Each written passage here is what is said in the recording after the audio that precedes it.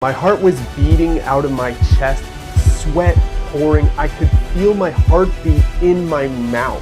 My legs were in so much pain, I felt like a baby giraffe. But I was smiling because for once, it wasn't Lyme disease that caused this. This was the first time I played soccer after Lyme disease. And I didn't expect that moment to completely change how I think about healing from Lyme disease. Yes, it was the first time I was back on the field for years because I was battling Lyme disease, trying to get better, trying to find my way through this thing, through the fatigue, the joint pain, the brain fog.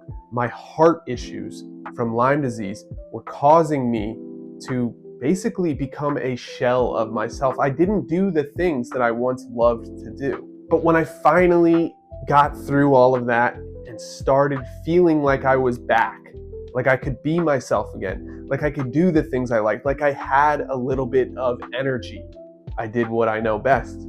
I started playing soccer again. But my body felt weak. I felt a little awkward. I was out of rhythm. Like I said, my body was just fighting me every step of the way. I definitely couldn't keep up the way that I used to. And I started mentally noticing this gap of where I was versus where I used to be. I had been through so much at this point, and I thought I was finally better.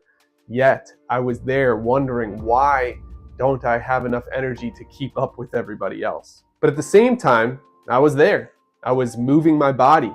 I was spending time with friends. I was outside, and all of those things made me extremely happy because I felt like I was back doing the things that I was meant to do. I was finally not being held back by symptoms that seemed to be outside of my control. In short, I finally felt normal again. But that contrast of where I used to be versus where I am today hit me so hard. I had to make this video. Because here's the thing, I didn't just show up and magically play well and have loads of energy and run my butt off and get everything right. I honestly felt unprepared.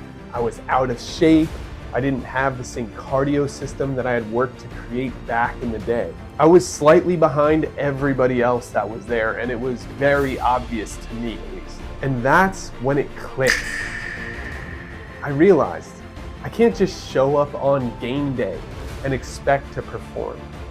I can't just decide I'm going to play a full game of soccer and show up and play. In soccer, you train. You build stamina, you build strength, you build rhythm over time. You have to practice to get better. And nobody expects to skip all of that and then still perform at their best. And I connected that to Lyme disease. But with Lyme disease, people think differently. They think, what's the one thing that's killing the Lyme bacteria? What's the one supplement that I take to get myself better? What's the protocol or the step-by-step that fixes everything? And I realized that's almost the same exact thing as just showing up on game day and expecting to perform, even without the training and the hard work that everybody else put in. And when it doesn't work, people feel stuck.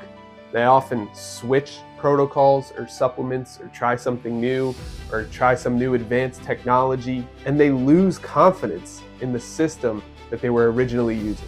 Here's what this made me realize. Healing isn't just removing things and getting things out of your body. It's building. You're not just trying to kill the bacteria.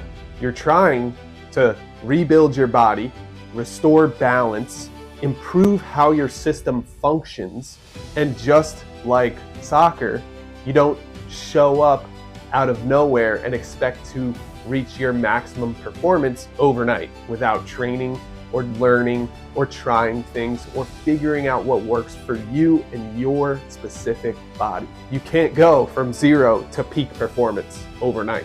With soccer, you rebuild endurance, coordination, strength, ball control, speed, and so much more. With Lyme disease, you rebuild energy, your nervous system, your digestion, your resilience, and your body's capacity to handle the infection that it's dealing with. The truth is, it just takes time and repetition. And I know that's not fancy or cool or sexy at all, but that is what's required to actually win the war with Lyme disease, not just the battle. So with soccer, I had to do a few things. I had to accept that I wasn't where I used to be, first and foremost.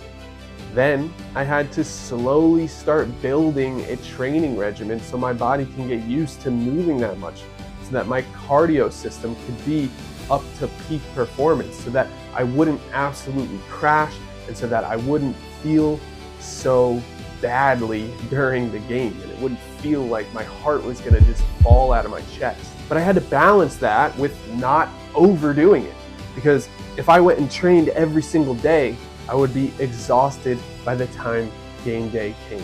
So I had to mentally let go of the idea that I should be further along. And I had to focus on small steps, small progress over time. That's the part that most people never talk about. And it fits perfectly with what everyone is dealing with who's facing Lyme disease and co-infections.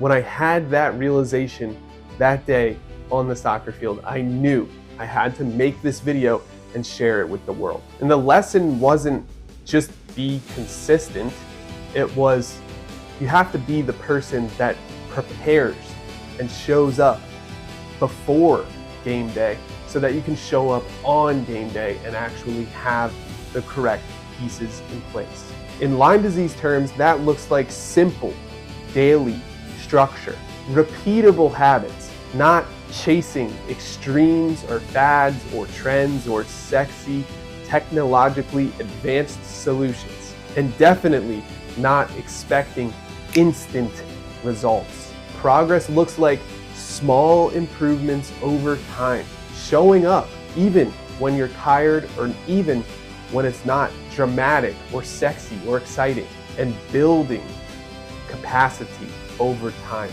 building your body back piece by piece, layer by layer, slowly until it all clicks together. And these days, I'm proud to say, it's actually the complete opposite. I'm the one that's on the field the most, that runs the most, that stays the longest, that has the most energy, and that continues to play. And I don't feel like I'm going to pass out every time I do it anymore. It feels great, and I play every single day. Now, if this way of thinking about healing actually clicked for you, and you're realizing maybe it's not about doing more or doing one specific thing, and it's more about doing the right things consistently over time, I put together a free guide that will walk you through all of the steps we take to support people through this process. It walks you through a really simple starting structure for this, so you finally have direction and structure instead of just guessing or trying your best to figure this out. The guide is focused on fatigue, but honestly, it's more about rebuilding energy and stability over time. I'll link this guide below and you can go through it at your own pace. It's there for you for free. And it'll give you something actually clear to follow instead of guessing day by day. You can get this guide at lymewars.com/tired. That's lymewars.com/TIRED. It's my gift to you for being here. And in the long term, that soccer game wasn't about performance. It was proof that my body can come back, but only if I'm willing to do what it takes to rebuild it over time. And if you're in the middle of Lyme disease right now, stop thinking about game day or about trying to immediately get better. And instead, start thinking about training or the steps that you can take day by day to slowly rebuild your body's capacity, because that's how you actually get your life back. And if you want something simple to follow, again, the guide is in the description below.